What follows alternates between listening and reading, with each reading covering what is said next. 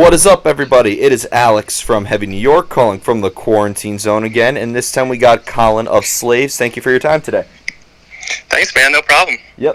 It's so awesome to have you here. I was just listening to the new album, To Better Days. Do you just want to talk about like how the making of this record was in terms of the songwriting and the recording and all that fun stuff? Yeah, man. It was different for us this time around because this album is the first album the band has written as a full, complete unit. Five members, two guitars, bass player, drummer, and singer. Our previous albums have either been written. The first two were written by our old guitar player Alex Lyman, and Beautiful Death was written in the studio with me, Wes, Johnny, and Eric Ron, our producer at the time. So this was the first one we all were as a full band in the studio with our producer Jimmy, and it was cool. Everybody's individual inspirations and musical personalities are on this album, and I think it really shows. So that was kind of what set it apart from the other recording processes we've had in the past. That's really interesting that you say that, and sorry, I'm not trying to like maybe put words in your mouth per se, but is it fair to say that maybe like To Better Days is like the most connected album in a way, and like the most organic because it was written as like a 5-piece? Yeah, definitely, man. Even though it was still written all in the studio, so there was nothing written before we got into the studio, so it was still a little like time crunch for writing and recording, but other than that, it was very definitely our most organic writing process that we've had, and like I said, I think it definitely shows. I think you hear more of the little different personalities, and obviously with Matt fronting the band, being the first album he's on with the band, it's I'm sure everybody could hear the differences. Yeah, having a new vocalist, did you kind of want him to like learn what was on Beautiful Death and Routine Breathing, or like did you kind of want him to bring a lot more of his own mix into what Slaves is about? It was good that he kind of the situation in which he joined the band, he was kind of thrown into the fire, really, just being so last minute, jumping on the tour with us, and having to learn at least what we played live, which was pretty much mostly everything from Beautiful Death. At least he did a couple tours before we got into the studio with us, so I think he understood what the band was about, and our sound, but also there was never any conversation like, hey man, it kind of has to sound like this. It was very free for him to do whatever he wanted, and it just it just worked out the way it did. We're really happy that we didn't really know what to expect going into the studio with Matt because, like I said, we've only ever toured with him, and we knew we got along with him, personality-wise, socially, and we knew he was a great fit for and pretty much in every aspect of the band except the unknown, which was how we were going to write together in the studio. And the first song that he came up with the lyrics for, we were like, oh, that sounds great. That's right up the alley that we want to go in. And also, we don't want to box ourselves into having the same exact sound as we had. We know there's been a lot of changes with the band, and we're happy with where the sound that we do make as the unit we are right now, and with the members that are in the band currently. So we wanted to definitely make put a I don't know the best way to explain it, but we definitely didn't want to have the same sound and try to mimic something we did before. We wanted to take advantage of new members being in the band and what they have to offer. Yeah, well, this could just me being a fan of the band, but like if you played me like a portion of a song, I would be able to tell that that's off of Through Art We Are All Equals or Routine Breathing, Beautiful Death, etc. So it's fair to say you've always liked to take a new approach and maybe experiment with your sound to begin with, right? Yeah, totally, and I think that's also kind of a product of what I kind of touched on earlier, which was, those first two albums, Through Art and Routine Breathing, were written pretty much musically by one guy. So I think when you go from that to Beautiful Death, which was written by, musically me, Wes, and Eric Ron, lyrically and vocally by Johnny, you hear that different sound because different people were involved in it. And then now it's same thing. We have our new lineup, and so you hear those slight changes in it. But I think I also think we kind of do have a sound that is kind of not, I don't want to say that we're known for, but we do have our that Slaves-ish sound that we still kind of keep with this new album as well. Yeah, I feel like it's like a damned if you do and damned if you don't situation. If you do the same thing every time, people are going to say you're repetitive. If you experiment too much, people are going to say you're all over the place. So I think in the end, you just write based on your gut instinct, and that's how it always worked, right? Yeah, for us, man, it's really about writing what we like, and thankfully, all five of us kind of have pretty similar tastes, and it's just really diverse, but pretty similar tastes with the music that we listen to and that we enjoy. So I think that's really, like you said, you're damned if you do, you're damned if you don't with this type of thing. But I think every band is, even without any member changes at all, like, people grow as musicians and as people, and their taste changes, and I think just the best way to go about it is, like you said, just doing what you enjoy and what you like, and if people like it, then you're gonna have fans. If people don't like it, you're gonna not have fans. So as long as you're enjoying it, man. Yeah, or you'll still have fans. Just it works out differently. For sure. Yeah. Now, being a bass player, I've always thought, obviously, as somebody who used to play the bass, I've experienced all those jokes before, but, like, I feel like the bass player is very important because it has both an emphasis on melody and on rhythm. For you, do you need, like, music or riffs or beats before you lay down your parts, or has there ever been a time where you had, like, a whole bass pattern written down, and maybe that helped influence the structure? Well, with Slaves particularly, it usually comes from, like, a guitar riff, or it's like just a part that we build. That sounds cool, and then we'll build the rest of the song from that. But yeah, there's been times like just jamming, in my little room studio, or just there's definitely times where I get to hear a bass line first, and could build a song around that, like maybe a bass and drum groove, and build. I think it's actually on Beautiful Death. I think actually we did that. That song Patience, I think, was kind of made that way with the bass and drums first, and then we built the rest of the song on that. But usually, as far as Slaves go, it's usually with a guitar riff that starts it all off. Always the riffs. It's always the riffs. Yeah. I normally get those answers mainly from stoner rock bands, but it's interesting to hear. Now, I've noticed that with this album in particular too, like, I've gotten many different vibes from each song. Like, I thought a song like Prayers was very different from a song like Eye Opener, which is very different from a song like Cursed or Footprints, etc. Is it fair to say that there was many different emotions felt in the course of the making of this album? Yeah, totally. We definitely, kind of going back to what we touched on earlier as well. We wanted we didn't want to repeat the same thing that we've done before. We wanted to have a start, kind of make this a transitional record for us as far as like sonically. So we kind of wanted to give a little taste of like where the directions that the band might be heading in, and more of like we have some more like pop structured songs on there, and we still have some heavier like riffing songs on there as well, but we wanted to give a little bit of everything, and like going back to what I said, bring kind of showing those different personalities of what the band is now. Mm-hmm. Do you find it harder, maybe, like, the longer you're working on something? And I don't even know if this is even a goal for you guys, but, like, do you find it maybe, like, the longer you're working on a song, the harder it is to kind of, like, maintain a moment or capture a certain spark, if you will? Yes and no. It's sometimes there was one particular song on the album. I think it was what song was it on the album that that was taking forever for us to write? Witch Hunt. Yeah. So the song Witch Hunt on the album, we had once again started with that riff. And we all really liked that, but it's for some reason that song just took so long to make right and to get all the parts to sound cohesive together. And at that point, it gets a little frustrating, but you kind of just have to weigh out the pros and cons to that, because we knew we really liked what we had. We just didn't like how it all went together. So, and you can't just like half-ass these kind of things. You gotta really be happy with the product that you end up with. So, we knew it wasn't just like a throwaway, like, okay, this isn't working, because we really like the parts. So that gets a little frustrating. When you can't, it's too good to throw away.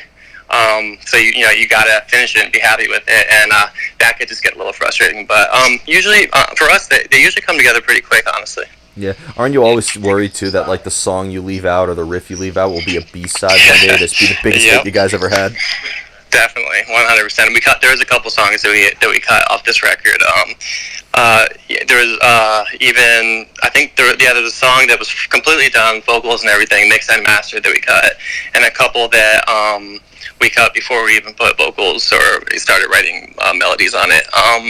But yeah, there, it's always like a big conversation. Like, even though the song that we cut that was done, we all, we like it, but it just didn't flow great with the album, and it's like, should we have an album that we are completely in love with every single song, or have just put another kind of filler song in there just so we have another song on the album? And for us, especially with this album, the first album with this lineup and everything, we just wanted them to be all bangers. So, but there's always that thought, like, well, what if that, this type of crowd would like this song, or what if it just like blows up in active rock or something like that, Yeah, I know that your fans right now are probably going to be like eating their pillows, like demanding that song gets released eventually. I know. Just thinking of that, and it might. We've talked about that as well, like maybe doing like a B-side or like a Japanese release, like releasing it in Japan or something like that. And I'm sure it'll eventually be out at some point. Maybe we could even do like a VIP thing, for our shows or something. You'll get that track, or I think it will come out eventually. But yeah, I agree. There's probably some people chomping at the bits right now. Yeah, Crown the Empire just released a B-side on their new acoustic album, and like that's like everybody's favorite Crown the Empire song now. Oh, really? Yeah, because it's like because the melody is like so appropriate to the times that we're living in now. So like everybody's like, this is the song we needed, and so. You never know. Okay, well, I mean, I guess it's not the worst thing in the world to have a banger in your arsenal to put out whenever you want. So yeah, it's always good to keep like as like a backup plan in case if people get hungry again right after the release of this album. Especially in these times with like us not being able to tour and do a lot of things that us bands usually do. It's good to have that content and to be able to put it out. And that's kind of like what we did with this album. Even though we recorded all of our singles that we've released with our videos so far. Those were all filmed like in a 2-week period back in, I think, November. So we definitely had the plan from the start to release a lot of singles and keep the content up before we release this album. But then when this coronavirus thing hit, it kind of just like worked out perfectly, because we're like, all right, well, we have plenty of singles to release, so we have to push our album release date back due to touring, and we might as well just keep everybody, stay active and release as much content as possible. Definitely. So you will have plenty from you guys to hold everybody over. Yeah. And now another thing I was curious about is I feel like you guys have toured with like a variety of different styles of bands as well. Like you've toured with like more like metalcore bands like Bless the Fall or something like that. But then you've like toured with like more hard rock oriented bands. Have you noticed like maybe different types of audiences depending on like the tours that you've been on? Yeah, well, unfortunately, we haven't done as many like support tours as we'd like over the past couple of years. That's something we want to do more. We've headlined a lot of our tours, so a lot of the bands we brought out are either friends of ours or bands that music that we enjoy ourselves. But yeah, we've as far as like some of the support tours, Bless the Fall, we did a tour with the Eskimo Callboy. I don't know if you know who that is. I love them. They're huge in Germany and in certain parts of Europe, and so that crowd, but such a different sound than us that you really have to win those types of fans over, because they're looking for the heavy riff and the screaming and the heavier parts, and we have a little bit of that, but as I'm sure whoever listens to our band knows, I wouldn't put us under like a heavy category at all. So yeah, that's the only difference. Just like playing to like the people that are looking for those non-stop riffing and screaming. We really have to kind of like win them over, and a lot of times we do. Some people just are only into the heavier music, so that's a little bit harder. But it makes it more challenging. But I've definitely been happy with like the results of touring with bands like that. Yeah, you have I've talked to this with so many bands. Like you're totally screwed on every aspect, because you are like a Cher on every metal tour that you're on, but you're gonna be like Emperor on every like lighter tour that you're on. Exactly. We're right in that little category that's like, we're the definitely usually the softest band on the bill, but if we're not, we're by far the heaviest band on the bill. Yeah, but like 7 strings on the guitar. What the hell?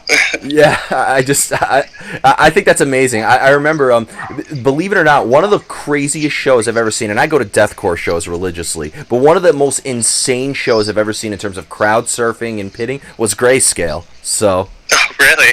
Yeah. So, I think it works out in every speck of the way.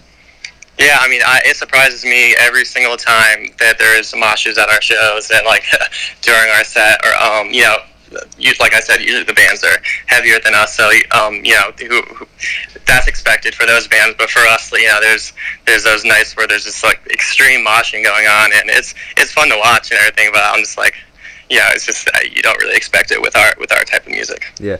Well, when it comes to playing live, is there any similar like creative element to playing live as there is when you're songwriting, or is playing live and songwriting almost two completely separate games altogether? I think they're two separate games altogether. Kind of have the same concept. It's all, obviously it's all music, and it's like a creative release in both aspects. So they're similar in ways, but yeah, it's just two completely different things in my opinion. I know people like they're members in our band who are all about the like writing and recording process, and really love that and thrive in that. And but then there's people that really enjoy. I know a lot. Maybe not most, but a lot of people really enjoy playing out, and it's just about the interaction and the show aspect of it. So I do feel like it's two completely different things, but they have very, it's pretty much based off the same thing as, a creative release. And, I think it just differs upon each person. Yeah, is it fair to say that maybe like the fulfillment factor is the same? Like you walk away feeling just as good when you have a good day at the studio as you do when you're on stage? Yeah. So it's like more of a, I think the stage is more of the immediate, what's the word I'm looking for? Like the immediate like fulfillment that doesn't last that long. It's like you're on stage and that's great, but you have the whole day of setting stuff up, driving, and all the work that goes into tour, and then you have that hour on stage or 30 minutes, whatever it is, and it's quick, and the fulfillment's a pretty instant gratification is what I was looking for. And then the recording process is more of a long-term thing where it's like we're releasing all these singles, and you get fulfillment every time we release a single, and completing the album, and being able to listen to the product, and see the rewards of your reap the benefits of your labor. And so I think that's more of like a long-term fulfillment that kind of stretches out on a longer timeline, and as to where shows are more of like a instant gratification, then you're on to the next one, you're on to like the next long drive, and then you have like another hour of fulfillment, and then you're on to the work part of it. So fair enough. And the final question, I saved the most difficult question for last. Are you ready? Let's hear it. How do you know when a song is done? How do you know when a song's done? Yeah, that's tricky too, because sometimes some songs you just know, like it's just you can't hear anything else. You don't want anything else. The song is not leaving you for.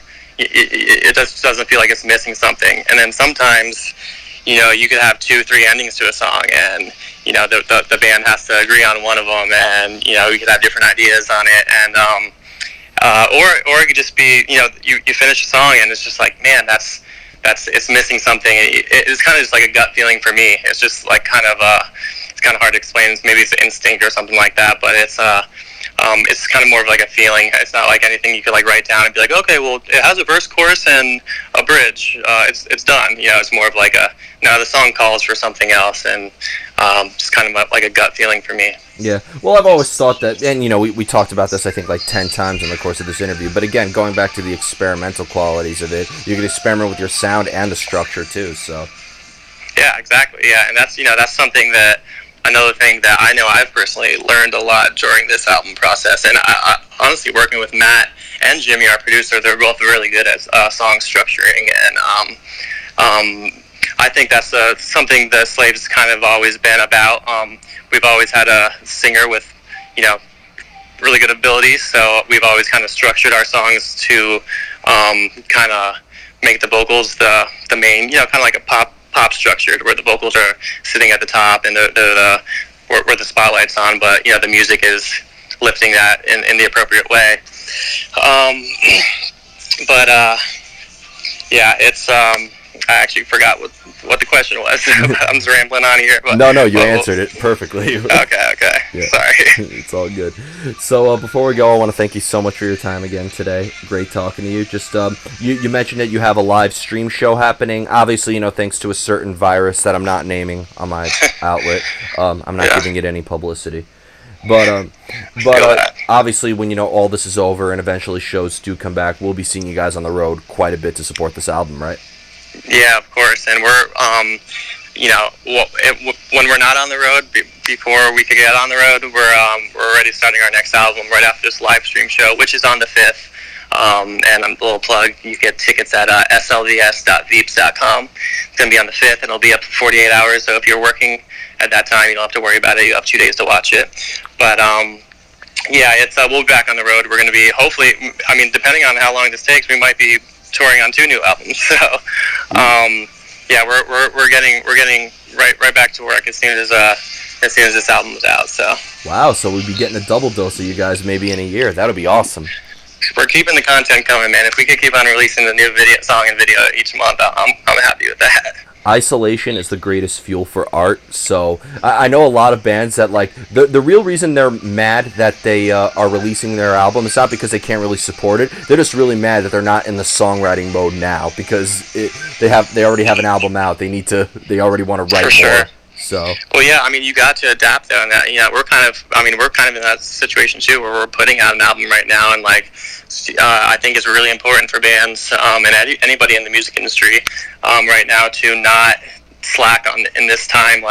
Really use this time that usually we're on the road 9 months out of the year, so there isn't that time to sit and as I mentioned earlier, write in all of our albums we've written in the studio, pretty much. So we using this time is smart to it'd be smart to really get to work and not take it off and just whine about not being able to go on tour, but make another album, get some content, YouTube content, anything you can do to stay busy. We've been building a studio for the past 3 months just for this, because we know we're not, all of our tours are still postponed. We don't know when we're going to get back to it. So we're just trying to take this time to take this job as serious as possible. So I think that's, advice. A couple people have asked me so far, advice for bands during this time. And it's, that's my advice, man. It's stay busy. Don't, you have to adapt to situations and you have to keep the train moving. So